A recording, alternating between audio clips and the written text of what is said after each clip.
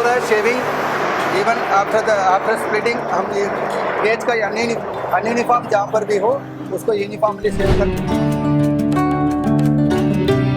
बहुत आर्टिकल्स हम लोग बनाते हैं। इसमें कस्टमर का रिक्वायरमेंट होता है ग्रेन और न्यूबक कहते हैं, उसमें ग्रेन नहीं होता है, उसके लिए ये मशीन यूज करता है। इसका हल्का सा जो ग्रेन है ये स्नपिंग जो भी प्रिंटेड आर्टिकल्स होती है वो इसमें बनाया जाता है। इसमें क्या है, यूनिफॉर्मिटी आपको मार्क नहीं आएगी।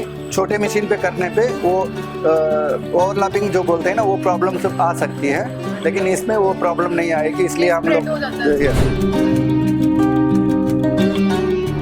नमस्कार, पंजाब केसरी देख रहे सभी दर्शकों का स्वागत है। मेरा नाम है रिद्धि भंडारी। बिजनेस टॉक के इस दूसरे एपिसोड में हम आए हैं जलंधर के लेदर कॉम्प्लेक्स में। हम सबको लेदर की चीज़ें पहनने का बहुत शौक है, लेदर की चीज़ें हम यूज़ भी करते हैं, लेकिन क्या आपने कभी सोचा है कि लेदर बनती कैसे है? तो आज मेरे साथ चलिए अंदर और जानते हैं कि लेदर कैसे बनती है, क्या रॉ मटेरियल यूज़ किया जाता है, क्या मशीनरी है और क्या प्रोसीजर होता है और एंड मटीरियल एंड रिजल्ट क्या होता है। तो चलिए मेरे साथ चलते हैं अंदर।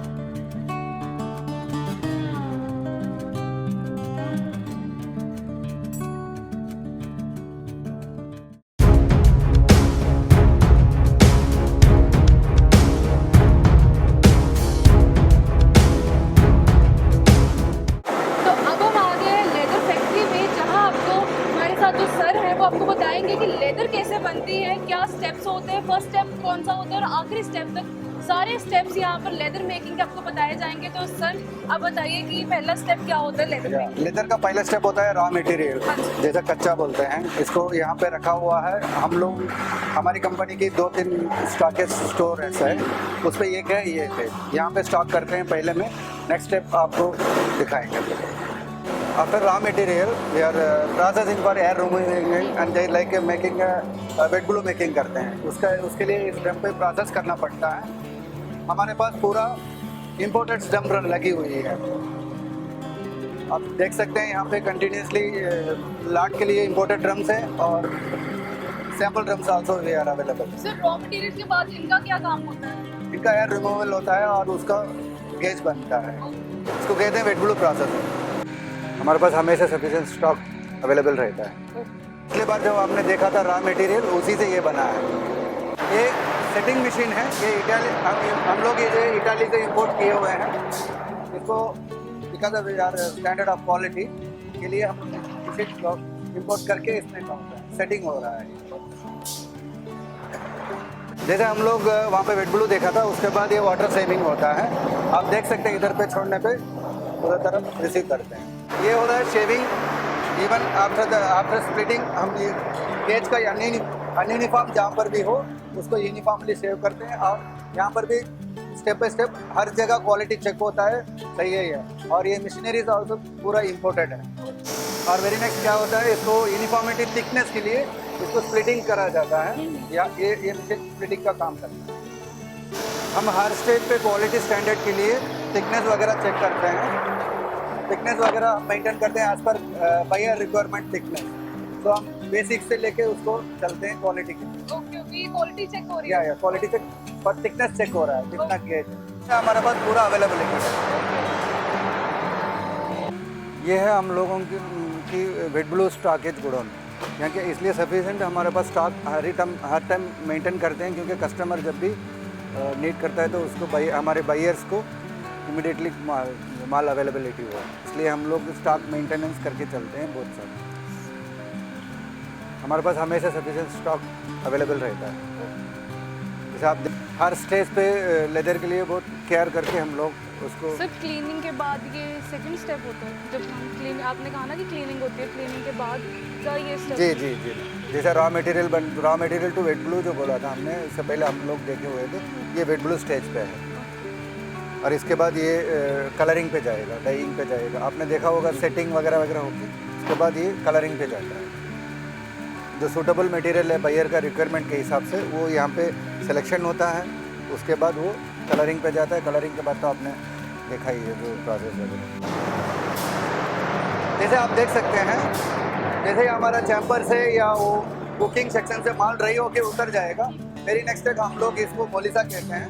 इस पर क्या होता है, ये आप देख सकते हैं इसको थोड़ा यूनिफॉर्म रहेगा, आप उधर तरफ देखिए। और सॉफ्टनेस के लिए भी ये करा ये ड्राई होके फिर उसके बाद या आफ्टर मोलिसा हम लोग इसको इमेज पीसेस और शेप के लिए ट्रिमिंग करते हैं। ट्रिमिंग के बाद ये चलेगा बफिंग, चलते हैं भाई। बहुत आर्टिकल्स हम लोग बनाते हैं, इसमें कस्टमर का रिक्वायरमेंट होता है ग्रेन, और न्यूबक कहते हैं, उसमें ग्रेन नहीं होता है, इसके लिए ये मशीन यूज करता है। इसका हल्का सा जो ग्रेन है ये स्नफिंग मशीन कहला जाता है, ये हाइड्रोलिक मशीन है। और इसके साथ साथ ऑटोमेटिकली डस्ट क्लीनर भी लगा हुआ है, और एनवायरनमेंट के लिए हम लोग डस्टर भी लगाए हुए हैं। तो आप देख सकते हैं इसको ग्रेन ये करके आ रहा है, और ऑटोमेटिकली ये डस्ट क्लीन करके देता है। डस्ट क्लीनर लगा हुआ है, बेसिकली यहाँ पे लोकल में नहीं लगता है, इंपोर्टेड मशीन में कंबाइन आती है। और पूरा डस्ट इस पे कलेक्ट होके इसको हम लोग रिमूव करते हैं, क्योंकि एनवायरनमेंट में डस्ट ना होता है। क्या होता है, पैडिंग करते हैं कलरिंग के लिए और रोलर कोटर से करते हैं, लेकिन ये एडवांस टेक्नोलॉजी है। इस मशीन इटली से हम लोग इंपोर्ट किए हुए हैं, क्योंकि काम भी स्मूथली हो जाए और क्वालिटी भी स्टैंडर्ड पर है। आप देख सकते हैं इसमें काम भी फास्ट होता है और यूनिफॉर्मिटी वगैरह वो सही होता है। और इसके साथ साथ इसमें ड्रायर भी लगा हुआ है। दूसरी जगहों पे यहाँ से निकाल के इसको ड्राई करते हैं अलग से, मतलब हैंगिंग करते हैं। मैनुअली छोटे प्लेट्स पे प्लेटिंग डाला जाता है, लेकिन हम लोग इसको कोरिया से इंपोर्ट किए हैं। ये रोटोपिया मशीन है, आप देख सकते हैं इसमें प्रिंटेड लगा होता है, और डिफरेंट काइंड ऑफ प्रिंटेड हमारे पास एनी टाइम अवेलेबल रहता है। जो भी प्रिंटेड आर्टिकल्स होती है वो इसमें बनाया जाता है। इसमें क्या है, यूनिफॉर्मिटी आपको मार्क नहीं आएगी। छोटे मशीन पे करने पे वो ओवरलैपिंग जो बोलते हैं ना, वो प्रॉब्लम सब आ सकती है, लेकिन इसमें वो प्रॉब्लम नहीं आएगी। इसलिए हम लोग इसलिए हम लोग ये इंपोर्ट करके इसी में काम करते हैं। और जब भी ये रोलर चेंज करना हो तो ऑटोमेटिकली चेंज करते हैं। इतना बड़ा रोल है, इतना यहाँ पे लगता है, तो ये ऑटोमेटिकली हम लोग करते हैं। मतलब ऐसा नहीं कि मैन पावर ज़्यादा लगे। बायर का रिक्वायरमेंट के हिसाब से हम लोग ये प्रिंटेड रोल खरीदते हैं और उस पर उनका रिक्वायरमेंट अचीव करते हैं। तो प्रिंट इसको ये रोलर मंगा के जैसे जैसा चाहिए था बायर का, उसी हिसाब से उसका प्रिंटेड चेंज होता है। वैक्यूम्स है, ये वैक्यूम ड्रायर किया जाता है, ठीक है। हमारे पास दो मशीन है। इसका क्या काम होता है? ये ड्राई एंड फ्लैट करता है। जब आफ्टर डाई होके कलरिंग होके जो आता है यहाँ पे, इसको हम लोग ऐसा करते हैं, इसलिए इसका ग्रेन सेटअप बहुत अच्छा हो। जैसे आप देख सकते हैं इसका ग्रेन स्मूथ होने के लिए इसको पॉलिश करते हैं। एज पर बायर रिक्वायरमेंट हमारे पास पूरा इक्विपमेंट्स है, पूरा मशीनरीज अवेलेबल रहता है, और पूरी मशीनरीज इम्पोर्टेड है। That's the main important. जो फोल्डिंग्स वगैरह आता है उसको यहाँ पे टकलिंग करके इसको रिमूव करा जाता है। चेक पॉइंट्स रखे हुए हैं, स्टेप बाय स्टेप हम लोग हर जगह क्वालिटी चेक करते रहते हैं। जैसे आप लोग देखा था, वहाँ पे थिकनेस के लिए एक बंदा चेक कर रहा है, और यहाँ पे सिलेक्शन वगैरह या माल सही बन रहा है। एंड ऑफ द डे आके हम लोग रिजल्ट पे नहीं जाते हैं, स्टेप बाय स्टेप हम लोग उसको कैरी करके ले जाते हैं क्वालिटी वाइज। इसको कहते हैं ऑटो स्प्रे। जो भी कलरिंग होता है एज पर बायर का स्वाद, उस पर यहाँ पे कलर मैच होता है। जैसे आप देख सकते हैं यहाँ पे हम लोगों के पास ऑटो स्प्रे पूरा 4 है, प्रोडक्शन फास्ट करने के लिए।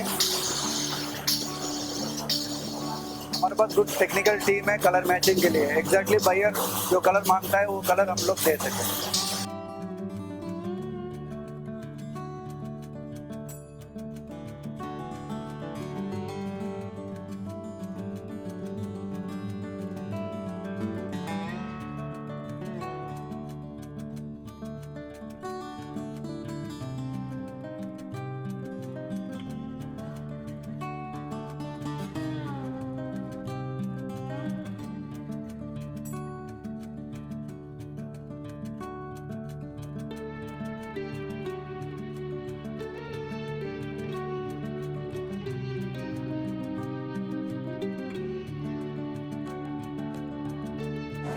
ये मशीन कॉन्टिलेक्स मशीन बोला जाता है इसको। एक्चुअली ये शाइन आर्टिकल के लिए यूज़ होता है। ये भी इटली का मशीन है, हम लोग इसको भी इंपोर्ट किए हैं इटली से। ये हर पीस को ये रोलर की तरह से ये शाइन करता है।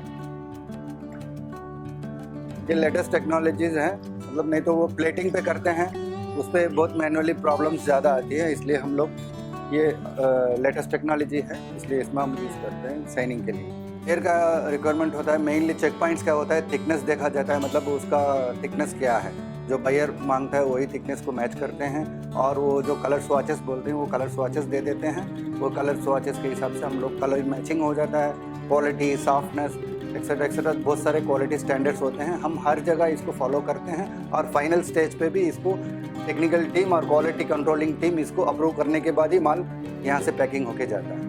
असॉर्टमेंट होने के बाद जो भी टेकन माल होता है वो यहाँ पर आता है पैकिंग के लिए। यहाँ से जैसा पैकिंग होता है ये एरिया मेजरमेंट के लिए, मतलब जितना स्क्वायर फीट होता है वो चेक करने के लिए। एक्चुअली जनरली देखेंगे तो मैनुअली लिखा जाता है, लेकिन हमारे पास इसका प्रिंटिंग खुद ऑटोमेटिकली मशीन है। देखो तो इसका एरिया मेजर करता है, ऑटोमेटिकली प्रिंट कर देता है, और आप देख सकते हैं इसका एग्जैक्ट मेजरमेंट यहाँ पे निकल जाएगा। ये शूट है, जितना भी स्पेस हुआ, कितना स्क्वायर फीट है, वो ऑटोमेटिकली वहाँ पे आ जाता है। पहले क्या होता था, पूरा हाथ में लिख के उसके बाद कैलकुलेटर से उसको जोड़ा जाता था, अभी तो पूरा ऑटोमेटिकली हम लोग यूज़ करते हैं।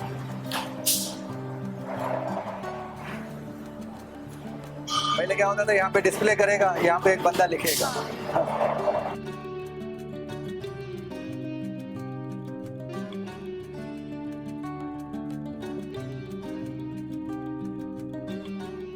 तो सर जैसे हम लेदर फैक्ट्री में आ जाएंगे, तो लेदर कैसे बनती है, क्या प्रोसीजर है, कैसे शुरुआत होती है और एंडिंग तक आप प्लीज़ हमें एक्सप्लेन कीजिए। Sure ma'am. इससे पहले मैं कंपनी के बारे में कुछ बताना चाहता हूँ, कंपनी की इंट्रो करना चाहता हूँ। हम लोग 1985 से इस कंपनी का रन कर रहे हैं, ऑलमोस्ट 37 ईयर्स।